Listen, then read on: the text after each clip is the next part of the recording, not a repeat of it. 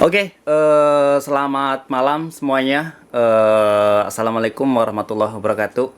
Jadi pada kesempatan ini saya akan coba menjawab pertanyaan yang pernah disampaikan kepada saya pribadi melalui DM terkait apakah bisa kita WNI yang bekerja di negara seperti Malaysia, Singapura, ataupun Taiwan bisa daftar untuk kerja di Jepang. Ini menurut perspektif saya ya, atau pendapat saya. Saya nggak bisa bilang sepenuhnya bisa, dan saya juga nggak bisa bilang sepenuhnya nggak bisa. Jadi saya akan coba jelaskan dulu secara simpel dan semoga bisa menjawab terkait pertanyaan yang diajukan. Sebelumnya, saya cuma akan menjelaskan dua visa saja, yaitu visa magang dan visa Toktegino. Nah, yang pertama, visa magang atau Jisuse ya. Visa magang sendiri itu umumnya berlangsung sekitar 3 sampai 5 tahun dan tujuan utamanya adalah mempelajari keterampilan kerja, terus disiplin, terus budaya kerja, serta bahasa Jepang dasar. Nah, prosesnya itu gimana? Yang pertama, itu melakukan pendaftaran di LPK atau lembaga resmi. Nah, calon peserta itu mendaftarkan diri di lembaga pelatihan yang terdaftar secara resmi.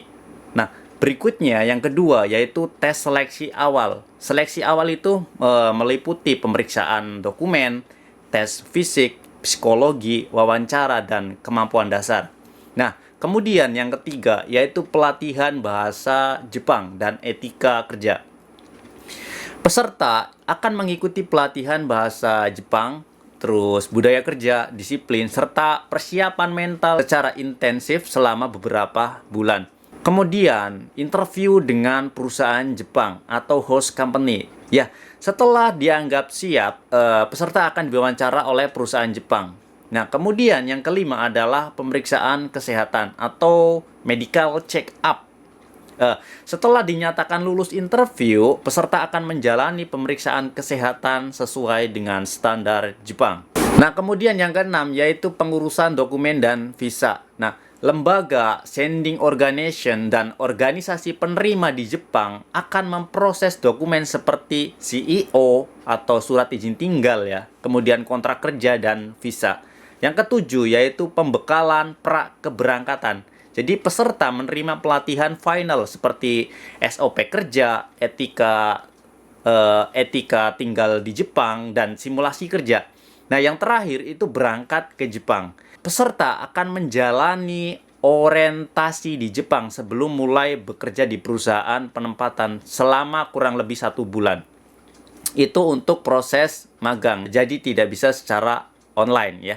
Yang kedua yaitu proses Toktegino atau SSW ya, Specific Skill Worker. Toktegino sendiri itu merupakan jalur kerja resmi yang memungkinkan seorang bekerja di Jepang dengan status pekerja profesional pada bidang tertentu. Nah, sistem ini itu dibagi menjadi dua tipe, yaitu tipe 1 dan tipe 2. Dengan durasi kurang lebih 5 tahun hingga bisa lanjut permanen untuk bidang tertentu. Nah, prosesnya itu gimana? Yang pertama, calon pelamar atau kandidat harus lulus persyaratan dasar. Salah satunya tes bahasa Jepang seperti JLPT N4. Dan JLPT sendiri itu diselenggarakan di Jepang juga secara internasional di banyak negara di seluruh dunia. Secara tidak langsung berarti kalian harus belajar bahasa Jepang, dan yang namanya belajar itu bisa otodidak ataupun ikut kursus kelas online ya. Yang kedua, yaitu harus lulus ujian bidang keahlian. Jadi, tes keahlian itu berbeda-beda sesuai bidang. Misalnya, ada perawat lansia, ada manufaktur, konstruksi, restoran, pertanian, dan lain sebagainya. Nah, kalian juga bisa mengikuti tes ini walaupun sedang bekerja di luar negeri. Kenapa? Karena tes ini pun diselenggarakan di berbagai negara. Dan ingat ya, tidak semua negara terdaftar untuk tes ini. Hanya beberapa negara saja yang tercatat. Kalian bisa cek secara online apakah negara tempat kalian bekerja sekarang termasuk negara yang menyelenggarakan tes ini. Dan satu lagi ingat, selalu cek informasi resmi website penyelenggara atau kedutaan Jepang, karena daftar negara dan jadwal itu bisa berubah. Poinnya, berarti kalian bisa belajar online juga tentang SSW dan daftar dan ikut serta ujiannya di negara tempat kalian bekerja sekarang. Nah, yang ketiga, pendaftaran ke agen atau pencari lowongan. Setelah memenuhi persyaratan, pelamar dapat mendaftar ke agensi resmi atau melamar secara langsung ke perusahaan Jepang yang membuka lowongan.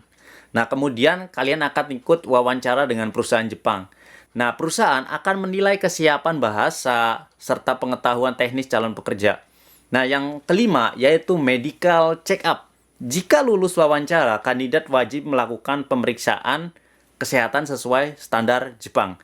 Nah, poinnya di setiap negara itu memiliki rumah sakit. Jadi poinnya pasti bisa melakukan medical check-up di negara tempat kalian kerja sekarang.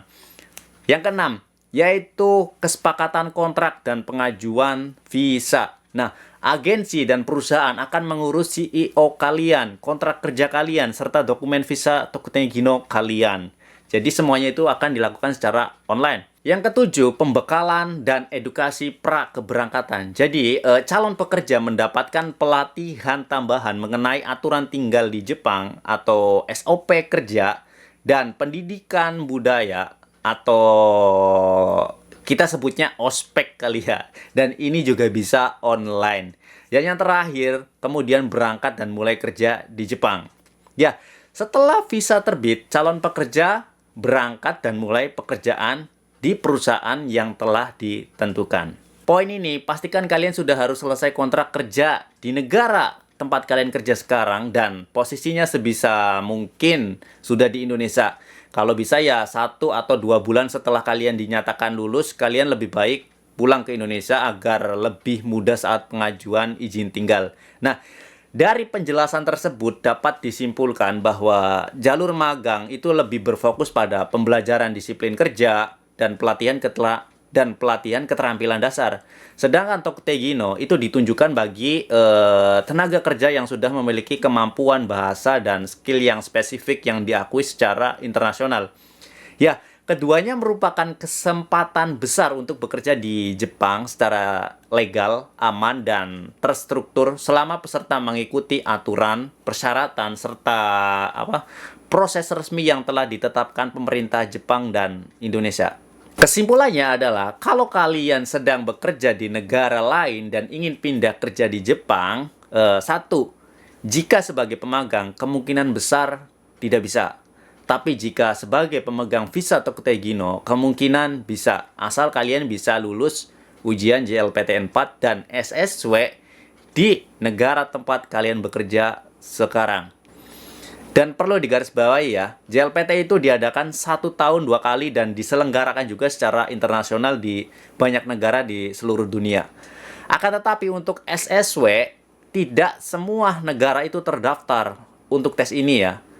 Tidak semua itu terdaftar, hanya beberapa negara saja yang tercatat. Kalian bisa cek secara online apakah negara tempat kalian bekerja sekarang termasuk negara yang menyelenggarakan tes ini atau tes SSW. Jika negara tempat kalian bekerja sekarang menyelenggarakan tes ini, berarti kemungkinan besar kalian bisa mengikutinya secara online dan